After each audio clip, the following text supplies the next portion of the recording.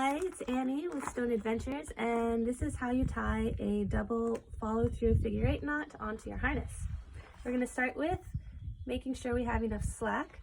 I'm going to pull out a full arm's length of rope, and then at my opposite shoulder here, take a bight of rope. I'm 5'6", so if you're taller than me, you probably need less than that, and if you are shorter than me, you might need more.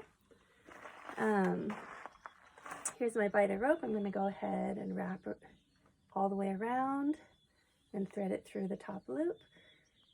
And I have my 8 knot to start with. Now I'm going to lace it through the strong points of my harness right here.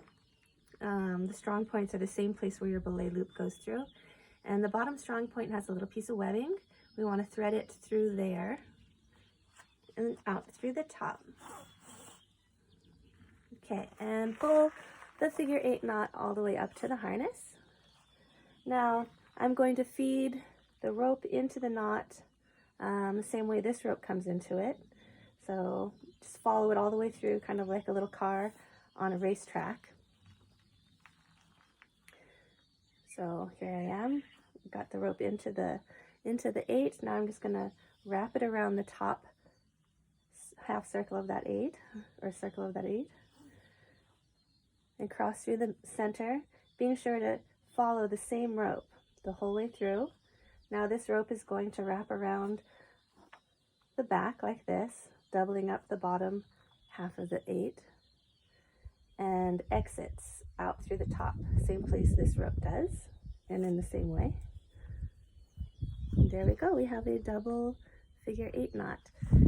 Now we can double check this in 2 ways. If it looks like a double 8, then it's probably right. And also if you can count 2, 4, 6, 8, 10 sets of parallel lines, then you're all set. Now you need to have at least 6 inches of slack here for this knot to be efficient.